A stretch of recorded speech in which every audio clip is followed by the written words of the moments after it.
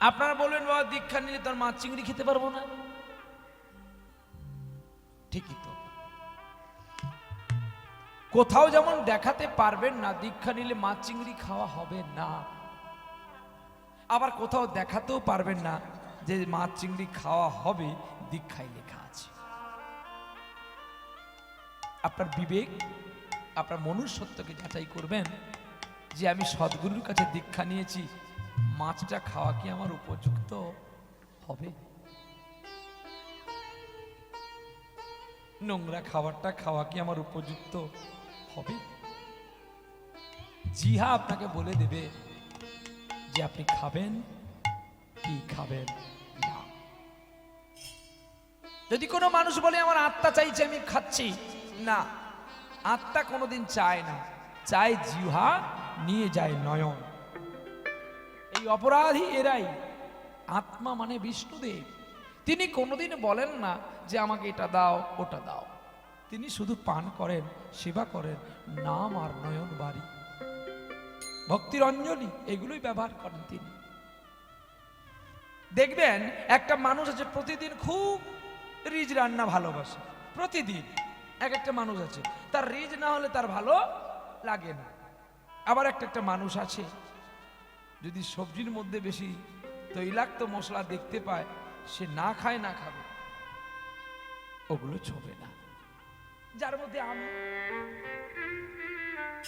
যদি দেখতে পেয়েছি রান্নাতে তেল বেশি পড়েছে, তোমার থাক বাবা, আমার খিদা নেই বলে আমি পালিয়ে যাই। কেন? যত রিচ মশলা খাবেন আপনার মন তত উগ্র হবে, ওই নম্রগামী হয় না। সব গাছ দেখবেন খুব বেড়ে বেড়ে ওঠে পড়ে, সবচেয়ে কমল ভাবে কোন গাছ থাকে বলতে পারেন? যে পরের ওপরে ভরসা করে থাকে, লতা পাতা। সে দেখবেন সে বেশি উকি মেরে উঠতে পারে না, কেন বলতো? সে তো জানে আমি পর ভরসাই। ঠিক কৃষ্ণ ভক্ত হতে গেলে আমাদেরকে এই পর ভরসা হতে হবে। হে গোবিন্দ, তুমি আমাদের মালিক আর আমি তোমাদের দাস চাকর, তুমি যেমন করে আমাদের কৃপা করবে আমরা তেমনি করে থাকব। এই আদর্শ পৃথিবীতে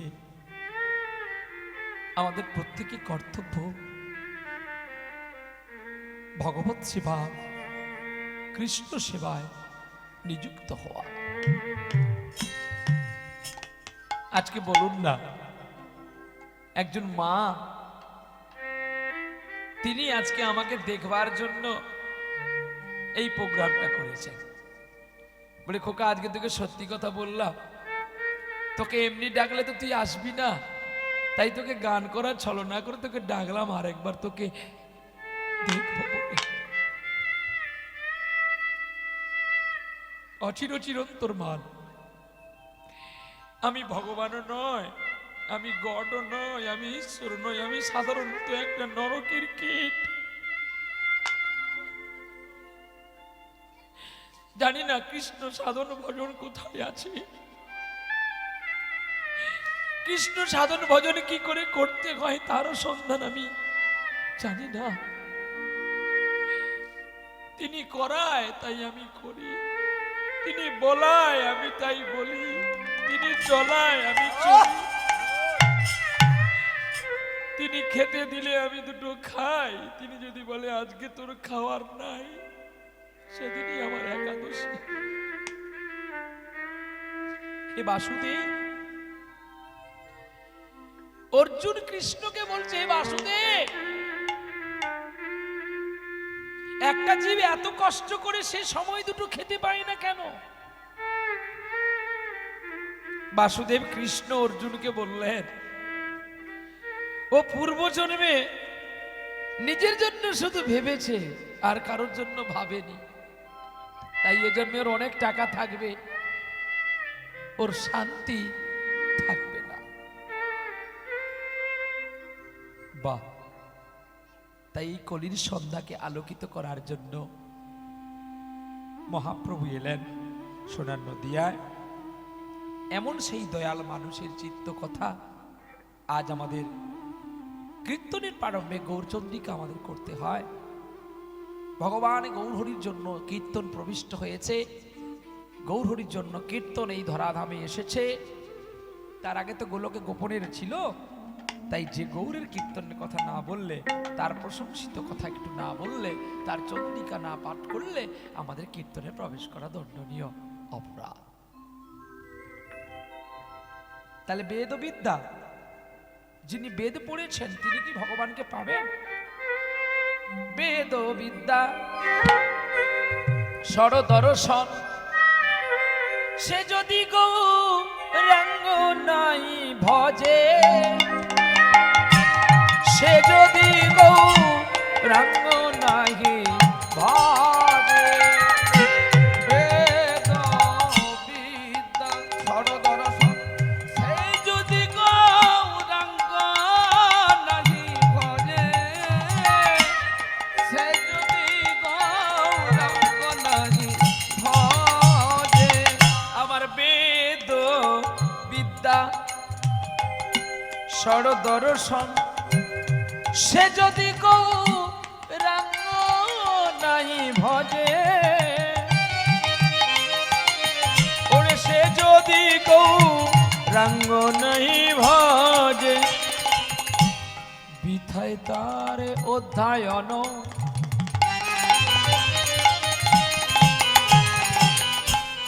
লোচন বিহীন জন, বিথায় তাহার অধ্যায়ন,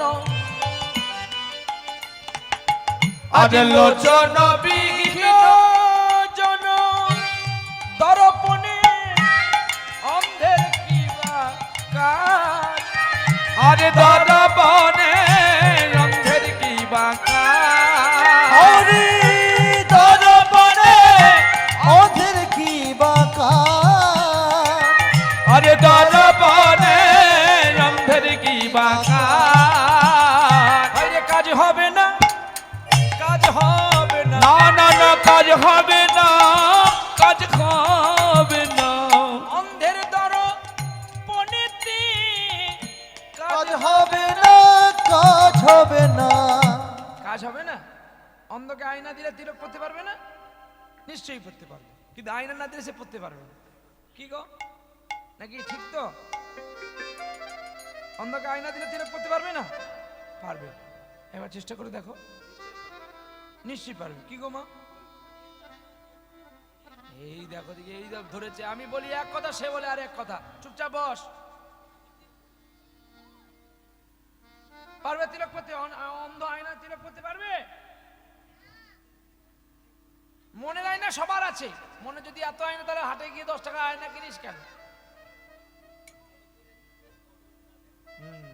কেন মনের আয়না দেখা যাবে না? মনের আয়না দেখা যায়, কি দেখা যায় জানি? চরিত্র দেখা যায়। 10 টাকার আয়নায় মুখ দেখা যায়, আর মনের আয়নায় চরিত্র দেখা যায়। তাই যে অন্ধ, তাকে যদি আয়না দেওয়া হয়, সে যেমন দেখতে পায় না, একজন মহাজ্ঞানী সে যদি সাধারণ মানুষকে মনুষ্য জ্ঞান না করে, অন্ধ যা আর জ্ঞানীটাও তা। বোঝা গেল না? আরো ভালো করে বোঝাবো? বোঝা যাচ্ছে তো? তাহলে দর্পণে অন্ধের কি বা কাজ? আয়নায় যেমন অন্ধের কোনো কাজ থাকে না, দর্প অহংকার জ্ঞানী জনের রূপবানের রূপবতীর তেমন দাম থাকে না। নিতাই গৌর হরিবোল হরিবোল। যেমন আমি মাঝে মাঝে বলে ফেলি না, আমি কাশ্মীরি আপেল, আমার কোনো দাম নেই, আমি রূপ আছে বলে বলি। আবার কেউ রূপবতী নারী, সে খুব প্রতি সপ্তাহে বিউটি পার্লারে যায়, তার কোনো দাম নেই। বলি কেন?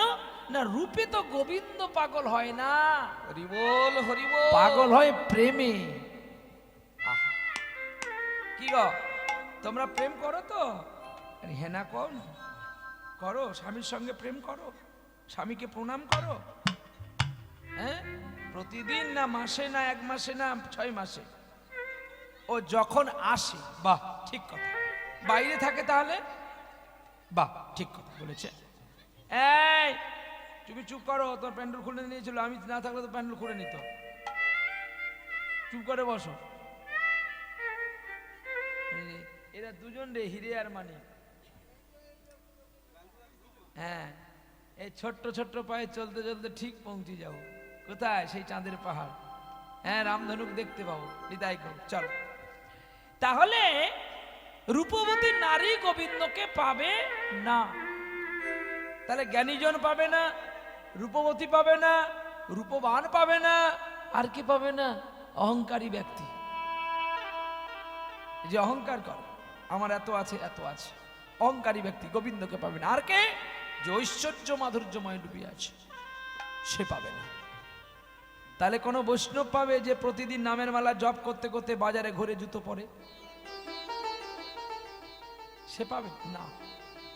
তাহলে গোবিন্দ পাবে কে? কে পাবে জানো? যে নয়নের জল দিয়ে আমাকে ডাকে অর্পণ করে। নিতাই গৌর হরিবোল হরিবোল হরিবোল। যে ভক্তির জল দিয়ে আমাকে উপাসনা করে। পৃথিবীতে যা কিছু সবই আমার এই উৎসর্গ সে নিজে করে। আমি তাকেই কৃপা করি, তাকে করুণা করি।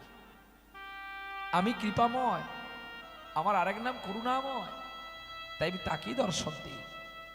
বেশ তো, ভগবান এই পদটি যিনি লিখেছিলেন তিনি হলেন নয়ন দাস।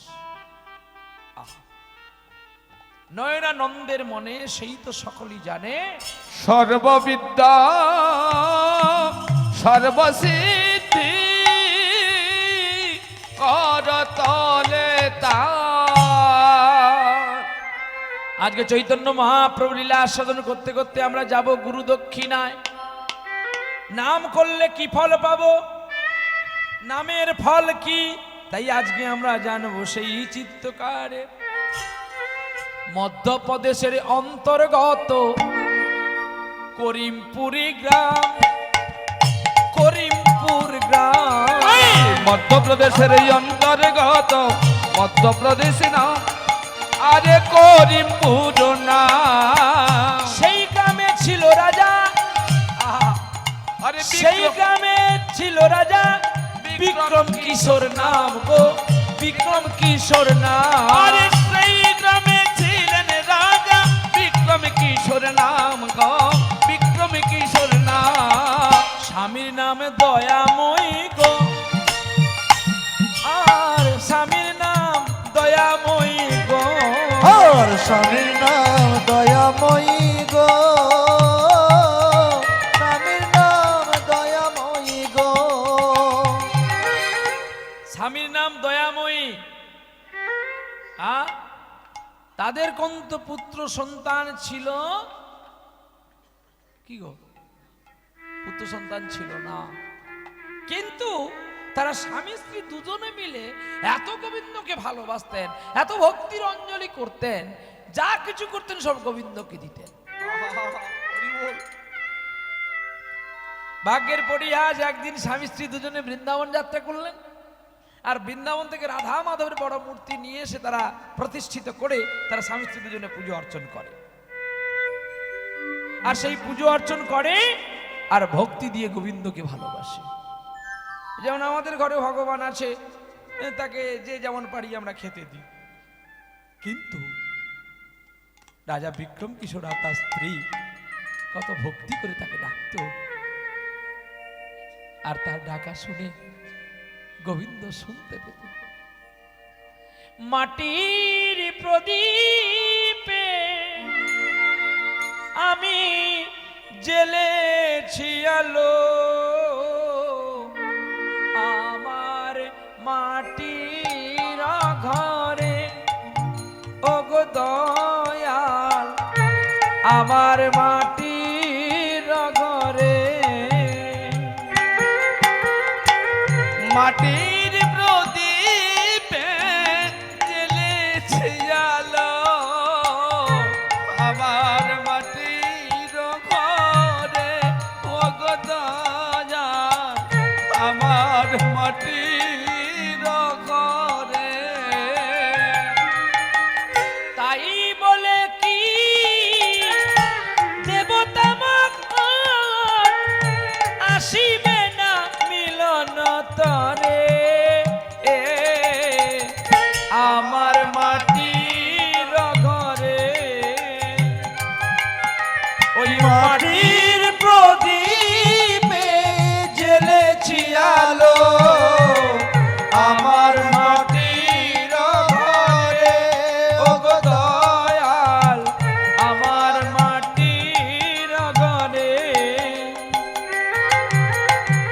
সন্ধ্যাবেলা তুলসী তলায় প্রদীপ জেলে আমি জানাই গো প্রণাম। সন্ধ্যাবেলা তুলসী তলায় প্রদীপ জেলে আমি জানাই প্রণাম। আমার পূজার যদি হয়ে থাকে ভুল ক্ষমা করে দিও গো মোরে ও গো দয়াল আমার। আপনার বিবেক আপনার মনুষ্যত্বকে যাচাই করবেন যে আমি সদ্গুরুর কাছে দীক্ষা নিয়েছি, মাছটা খাওয়া কি আমার উপযুক্ত হবে? নোংরা খাবারটা খাওয়া কি আমার উপযুক্ত হবে? জিহা আপনাকে বলে দেবে যে আপনি খাবেন কি খাবেন না। যদি কোনো মানুষ বলে আমার আত্মা চাইছে আমি খাচ্ছি, না, আত্মা কোনোদিন চায় না, চায় জিহা, নিয়ে যায় নয়ন। এই অপরাধী এরাই। আত্মা মানে বিষ্ণুদেব, তিনি কোনোদিন বলেন না যে আমাকে এটা দাও ওটা দাও। তিনি শুধু পান করেন, সেবা করেন, নাম আর নয়ন বাড়ি, ভক্তির অঞ্জলি, এগুলোই ব্যবহার করেন তিনি। দেখবেন একটা মানুষ আছে প্রতিদিন খুব রিজ রান্না ভালোবাসে, প্রতিদিন এক একটা মানুষ আছে তার রিজ না হলে তার ভালো লাগে না। আবার একটা মানুষ আছে যদি সবজির মধ্যে বেশি তৈলাক্ত মশলা দেখতে পায় সে না খায় না খাবে, ওগুলো ছোবে না। যার মধ্যে আমি যদি দেখতে পেয়েছি রান্নাতে তেল বেশি পড়েছে, তোমার থাক বাবা, আমার খিদা নেই বলে আমি পালিয়ে যাই। কেন? যত রিচ মশলা খাবেন আপনার মন তত উগ্র হবে, ওই নম্রগামী হয় না। সব গাছ দেখবেন খুব বেড়ে বেড়ে উঠে পড়ে, সবচেয়ে কোমল ভাবে কোন গাছ থাকে বলতে পারেন? যে পরের ওপরে ভরসা করে থাকে, লতা পাতা। সে দেখবেন সে বেশি উকি মেরে উঠতে পারে না। কেন বলো তো? সে তো জানে আমি পরভরসাই। ঠিক কৃষ্ণ ভক্ত হতে গেলে আমাদেরকে এই পরভরসাই হতে হবে। হে গোবিন্দ, তুমি আমাদের মালিক আর আমি তোমাদের দাস চাকর, তুমি যেমন করে আমাদের কৃপা করবে আমরা তেমনি করে থাকব। এই আদর্শ পৃথিবীতে আমাদের প্রত্যেকের কর্তব্য ভগবত সেবা, কৃষ্ণ সেবায় নিযুক্ত হওয়া। আজকে বলুন না, একজন মা তিনি আজকে আমাকে দেখবার জন্য এই প্রোগ্রামটা করেছেন। বলে খোকা আজকে তোকে সত্যি কথা বললাম, তোকে এমনি ডাকলে তো তুই আসবি না, তাই তোকে গান করার ছলনা করে তোকে ডাকলাম আরেকবার তোকে দেখবো বলে। অচির চিরন্তর মান, আমি ভগবানও নয়, আমি গডও নয়, আমি ঈশ্বর নয়, আমি সাধারণত একটা নরকের কীট। জানি না কৃষ্ণ সাধন ভজন কোথায় আছে, কৃষ্ণ সাধন ভজন কি করে করতে হয় তারও সন্ধান আমি জানি না। তিনি করায় তাই আমি করি, তিনি বলায় আমি তাই বলি, তিনি চলায় আমি চলি, তিনি খেতে দিলে আমি দুটো খাই, তিনি যদি বলে আজকে তোর খাওয়ার নাই সেদিনই আমার একাদশী। হে বাসুদেব, অর্জুন কৃষ্ণকে বলছে হে বাসুদেব, একটা জীব এত কষ্ট করে সে সময় দুটো খেতে পায় না কেন? বাসুদেব কৃষ্ণ অর্জুনকে বললেন, ও পূর্বজন্মে নিজের জন্য শুধু ভেবেছে আর কারোর জন্য ভাবেনি, তাই এ জন্মে ওর অনেক টাকা থাকবে, ওর শান্তি থাকবে না। বাহ, তাই এই কলির সন্ধ্যাকে আলোকিত করার জন্য মহাপ্রভু এলেন সোনার নদিয়ায়। এমন সেই দয়াল মানুষের চিত্ত কথা আজ আমাদের কীর্তনের প্রারম্ভে গৌরচন্দ্রিকা আমাদের করতে হয়। ভগবান গৌরহরির জন্য কীর্তন প্রবিষ্ট হয়েছে, গৌরহরির জন্য কীর্তন এই ধরাধামে এসেছে। তার আগে তো গোলকে গোপনের ছিল, তাই যে গৌরের কীর্তনের কথা না বললে, তার প্রশংসিত কথা একটু না বললে, তার চন্দ্রিকা না পাঠ করলে আমাদের কীর্তনে প্রবেশ করা দণ্ডনীয় অপরাধ। তাহলে বেদবিদ্যা, যিনি বেদ পড়েছেন তিনি কি ভগবানকে পাবেন? বেদবিদ্যা সরদর্শন, সে যদি গৌরাঙ্গ নাই ভজে, সে যদি গৌরাঙ্গ নাই ভজে, বেদবিদ্যা সরদর্শন, সে যদি গৌরাঙ্গ নাই ভজে, সে যদি গৌরাঙ্গ নাই ভজে, আমার বেদ বিদ্যা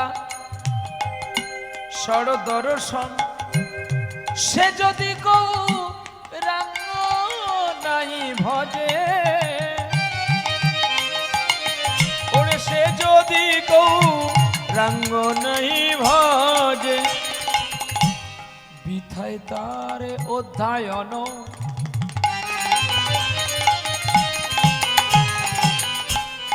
লোচন বিহীন জন, বিথায় তাহার অধ্যায়ন, আজ লোচন বিহীন জন, দর্পণে অন্ধের কিবা কাজ, আজ দর্পণে অন্ধের কিবা কাজ, হরি দর্পণে অধের কি বাকার, আরে দর্পণে অন্ধের কিবা কাজ, আরে কাজ হবে না, কাজ হবে না, না না না কাজ হবে না, কাজ হবে না, অন্ধের দর্পণেতে কাজ হবে না, কাজ হবে না। কাজ হবে না। অন্ধকে আয়না দিলে তিলক পড়তে পারবে না? নিশ্চয়ই পড়তে পারবে, কিন্তু আয়না না দিলে সে পড়তে পারবে না। কি গো, নাকি ঠিক তো? অন্ধকে আয়না দিলে তিলক পড়তে পারবে না? পারবে। এবার চেষ্টা করে দেখো, নিশ্চয়ই পারবে। কি গো মা, এই দেখো দিকে, এই ধরেছে। আমি বলি এক কথা, সে বলে আর এক কথা। চুপচাপ বস। পারবে তিলক পড়তে? অন্ধ আয়না তিলক পড়তে পারবে? মনের আয়না সবার আছে। মনে যদি এত আয়না, তাহলে হাটে গিয়ে 10 টাকা আয়না কিনিস কেন? কেন মনের আয়না দেখা যাবে না? মনের আয়না দেখা যায়। কি দেখা যায় জানি? চরিত্র দেখা যায়। 10 টাকার আয়নায় মুখ দেখা যায়, আর মনের আয়নায় চরিত্র দেখা যায়। তাই যে অন্ধ, তাকে যদি আয়না দেওয়া হয়, সে যেমন দেখতে পায় না, একজন মহাজ্ঞানী সে যদি সাধারণ মানুষকে মনুষ্য জ্ঞান না করে, অন্ধ যা আর জ্ঞানীটাও তা। বোঝা গেল না? আরো ভালো করে বোঝাবো? বোঝা যাচ্ছে তো? তাহলে দর্পণে অন্ধের কি বা কাজ? আয়নায় যেমন অন্ধের কোনো কাজ থাকে না, দর্প অহংকার জ্ঞানী জনের রূপবানের রূপবতীর তেমন দাম থাকে না। নিতাই গৌর হরিবোল হরিবোল। যেমন আমি মাঝে মাঝে বলে ফেলি না, আমি কাশ্মীরি আপেল, আমার কোনো দাম নেই, আমি রূপ আছে বলে বলি। আবার কেউ রূপবতী নারী, সে খুব প্রতি সপ্তাহে বিউটি পার্লারে যায়, তার কোনো দাম নেই। বলি কেন? না, রূপে তো গোবিন্দ পাগল হয় না, হরিবোল হরিবোল, পাগল হয় প্রেমে। আহা, কি গো, তোমরা প্রেম করো তো? হ্যাঁ না করো, স্বামীর সঙ্গে প্রেম করো, স্বামীকে প্রণাম করো। হ্যাঁ, প্রতিদিন না, মাসে না, 1 মাসে না, 6 মাসে। ও যখন আসে, বাহ ঠিক কথা, বাইরে থাকে তাহলে, বাহ ঠিক কথা বলেছে। এই তুমি চুপ করো, তোর প্যান্ডেল খুলে নিয়েছিল, আমি না থাকলে তো প্যান্ডেল খুলে নিত। চুপ করে বসো। এরা দুজন রে, হিরে আর মানি। হ্যাঁ, এই ছোট্ট ছোট্ট পায়ে চলতে চলতে ঠিক পৌঁছে যাও কোথায়, সেই চাঁদের পাহাড়। হ্যাঁ, রামধনুক দেখতে পাবো, বিদায় করো, চলো। তাহলে রূপবতী নারী গোবিন্দকে পাবে না, তাহলে জ্ঞানীজন পাবে না, রূপবতী পাবে না, রূপবান পাবে না, আর কি পাবে না? অহংকারী ব্যক্তি, যে অহংকার করে আমার এত আছে এত আছে, অহংকারী ব্যক্তি গোবিন্দকে পাবে না। আর কে? যে ঐশ্বর্য মাধুর্যময় ডুবে আছে, সে পাবে না। তাহলে কোন বৈষ্ণব পাবে যে প্রতিদিন নামের মালা জপ করতে করতে বাজারে ঘুরে জুতো পরে? সে পাবে না। তাহলে গোবিন্দ পাবে কে? কে পাবে জানো? যে নয়নের জল দিয়ে আমাকে ডাকে অর্পণ করে। নিতাই গৌর হরিবল হরিবল হরিবল। যে ভক্তির জল দিয়ে আমাকে উপাসনা করে। পৃথিবীতে যা কিছু সবই আমার এই উৎসর্গ সে নিজে করে, আমি তাকেই কৃপা করি, তাকে করুণা করি। আমি কৃপাময়, আমার আরেক নাম করুণাময়, তাই আমি তাকেই দর্শন দিই। বেশ তো, ভগবান এই পদটি যিনি লিখেছিলেন তিনি হলেন নয়ন দাস। নয়নানন্দের মনে সেই তো সকলেই জানে, সর্ববিদ্যা সর্বসিদ্ধি করতলে তার। আজকে চৈতন্য মহাপ্রভু লীলা আস্বাদন করতে করতে আমরা যাব গুরু দক্ষিণায়। নাম করলে কি ফল পাবো, নামের ফল কি, তাই আজকে আমরা জানবো সেই চিত্তকারে।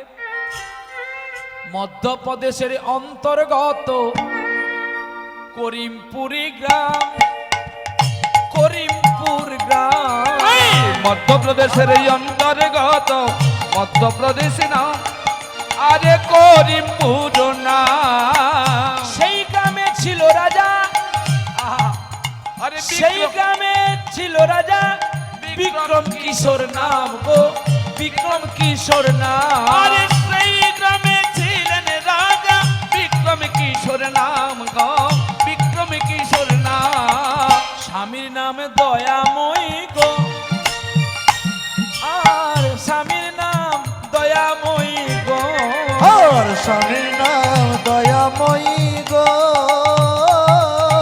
স্বামীর নাম দয়াময়ী গো। স্বামীর নাম দয়াময়ী। তাদের কন্ত পুত্র সন্তান ছিল কি গো? পুত্র সন্তান ছিল না, কিন্তু তারা স্বামী স্ত্রী দুজনে মিলে এত গোবিন্দকে ভালোবাসতেন, এত ভক্তির অঞ্জলি করতেন, যা কিছু করতেন সব গোবিন্দকে দিতেন।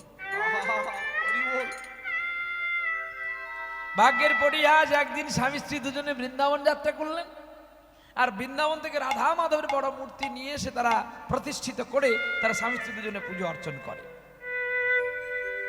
আর সেই পুজো অর্চন করে আর ভক্তি দিয়ে গোবিন্দকে ভালোবাসে। যেমন আমাদের ঘরে ভগবান আছে, তাকে যে যেমন পারি আমরা খেতে দিই, কিন্তু রাজা বিক্রম কিশোর আর তার স্ত্রী কত ভক্তি করে তাকে ডাকত, আর তার ডাকা শুনে গোবিন্দ শুনতে পেত। মাটির প্রদীপে আমি জ্বেলেছি আলো, আমার মাটির ঘরে ওগো দয়াল, আমার মাটির ঘরে। মাটির প্রদীপে জ্বেলেছি আলো, আমার মাটির ঘরে ওগো দয়াল, আমার মাটির ঘরে।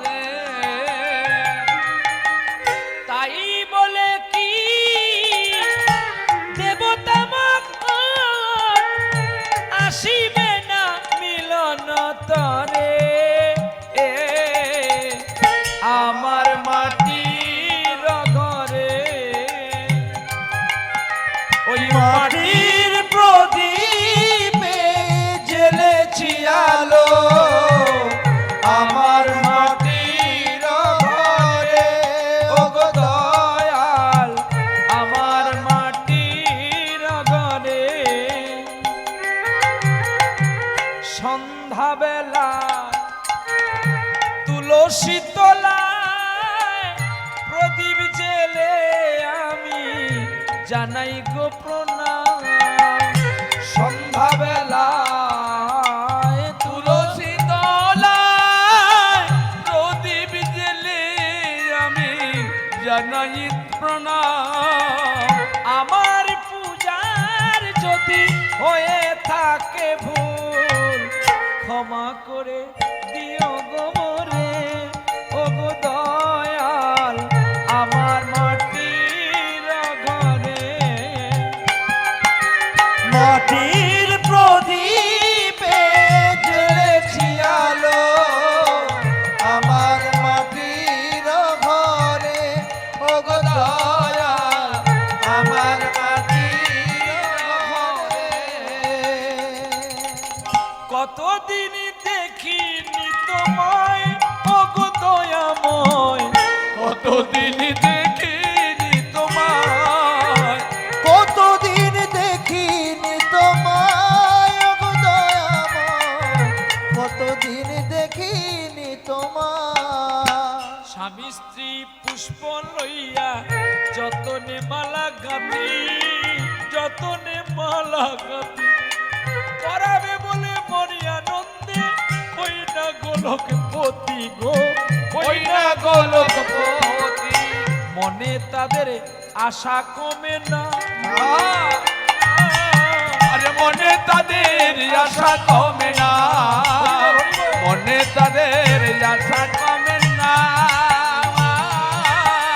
মনে তাদের আশা কমে না নয়নের জল দিয়া রন্ধন করিয়া আরে নয়নের জল দিয়া রন্ধন করিয়া নয়ন জলে নিবেদন করে গোবিন্দের কাছেতে বসিয়া গো কাছেতে বসিয়া আরে দূর হইতে প্রাণ গোবিন্দ আরে বাবা দেখিতে পাইলাম দেখিতে পাইল শোনো রাধে কি করিয়া আসিলা গো কি করে আসিলা এর কাছে পরীক্ষা নেব গো আরে বাবা দয়াময় এর কাছে পরীক্ষা নেব গো এর কাছে পরীক্ষা নেব গো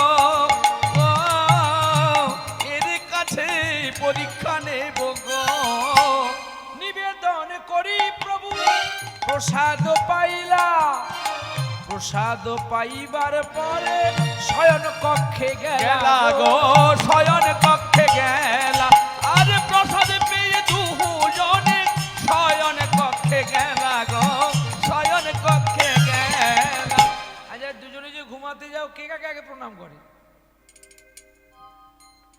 এই রে শুধু কীর্তন শুনবি না হ্যাঁ সব ভুলে গেছে আরে কে কাকে আগে প্রণাম করে আগে বালিশটাকে প্রণাম করবি প্রদ্যনাভা নারায়ণায় নমঃ আগে বালিশকে প্রণাম করতে হবে প্রভু এই শয়নে গেলাম যদি বেঁচে থাকি তোমার সঙ্গে আবার হবে দেখা আর যদি চলে যাই পার করো আমার প্রাণের সখা তারপরে তো যে যেমন যেমন ঘুমাবে যে যেমন ঘুমিয়ে স্বপ্ন দেখবেন কেউ লাখ টাকার স্বপ্ন দেখবেন কেউ ভিখারি স্বপ্ন দেখবেন যে যেমন তার যাও ভাবতেন দেখবে সেটা আর বলার দরকার নেই স্বামী স্ত্রী দুজনে বিশ্রাম করতে গেছে আমাদের ঘরে তো এখন আর ওগুলো উঠে গেছে বাবা নেই স্ত্রী স্বামীর পদসেবা করছে এখন যদি স্ত্রীর পদসেবা করা হয় তাহলে তো খুব উত্তম হয় জগৎটা তো আলাদা হয়ে গেছে তবে স্ত্রীর পদসেবা করা আমাদের উচিত। এটা হাসির কথা না, হাসি করে ফেলে দিলে হবে না যে তোমাদের দেখে বলছি তা না। পদসেবা স্ত্রীর কে করেছিল? বীরভূমের মাটিতে ভক্ত কবি জয়দেব গোস্বামী পদ্মাবতীর চরণ সেবা করেছিল। আর কে করেছিল মা? আর কে করেছিল জানো? ওই বীরভূম জেলাতে নানুর গ্রামে ব্রাহ্মণের ছেলে হয়ে একটা ধোপার মেয়ের সঙ্গে প্রেম করেছিল। তোমাদের এখন যে প্রেম, এ প্রেমের কোনো দাম নাই।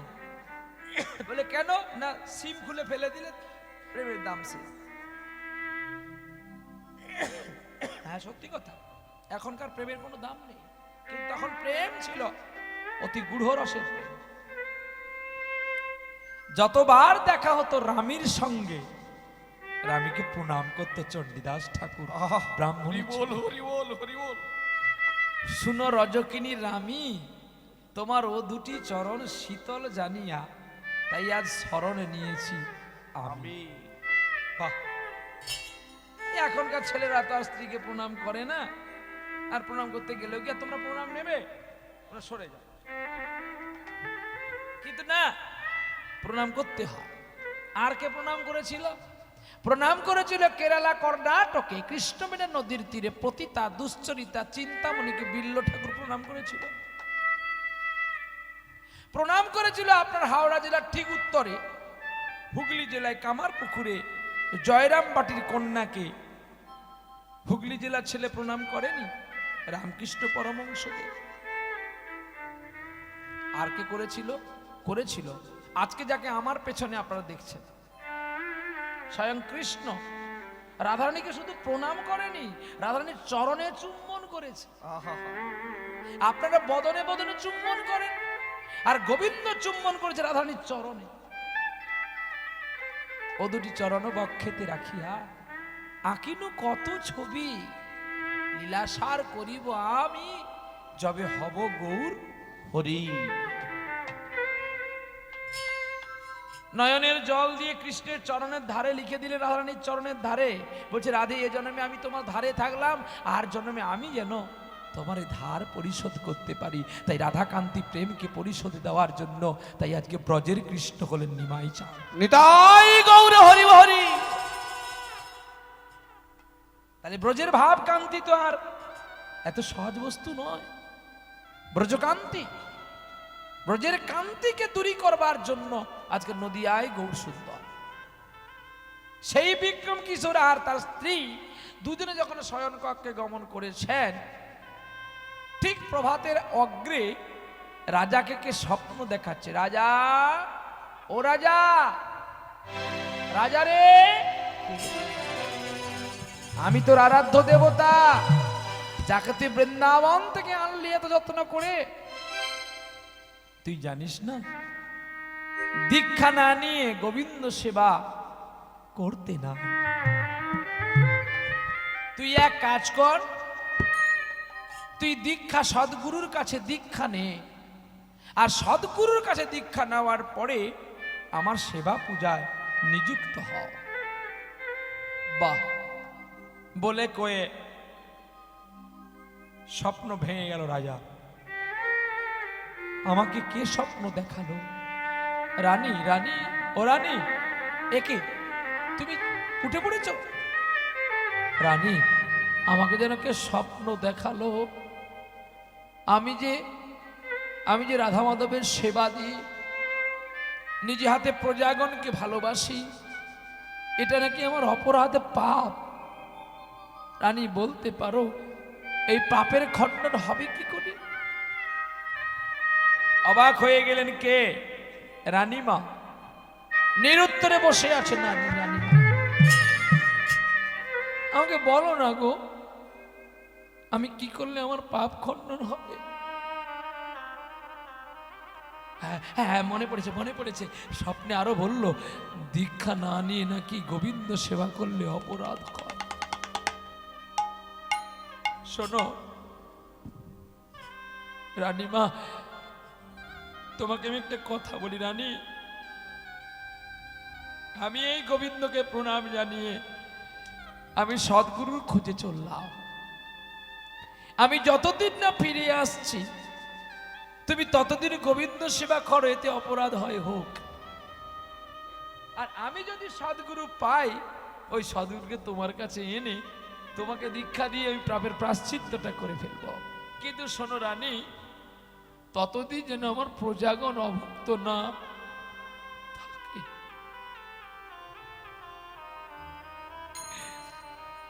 রাজা বাড়ি ছেড়ে সোনা দানা অট্টালিকা পুরী সব খুলে দিলেন, সমস্ত গহনা গাঁঠি খুলে দিয়ে একটা ভিখারির বেশ ধরে চলছে পথে। আরে কত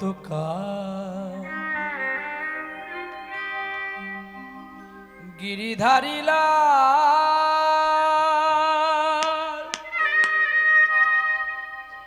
আড়ালে আড়ালে রবে,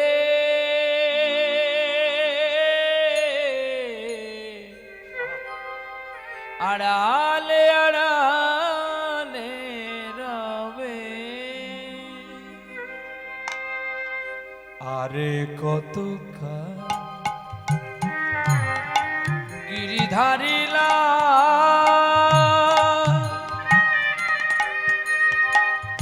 আড়ালে আড়ালে রবে, আড়ালে আড়ালে রবে। আর কত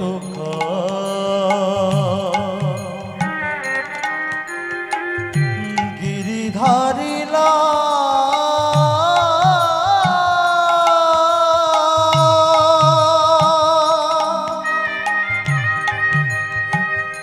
আড়ালে আড়ালে রবে,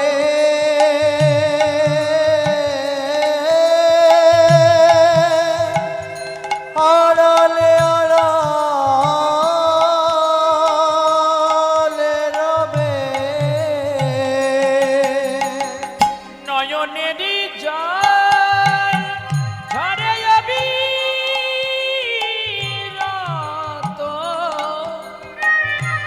দর্শন দেবে কবে, আড়ালে আড়ালে রবে। আরে কত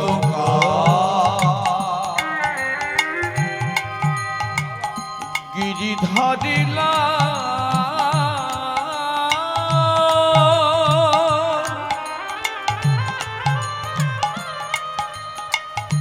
আড়ালে আড়ালে রবে,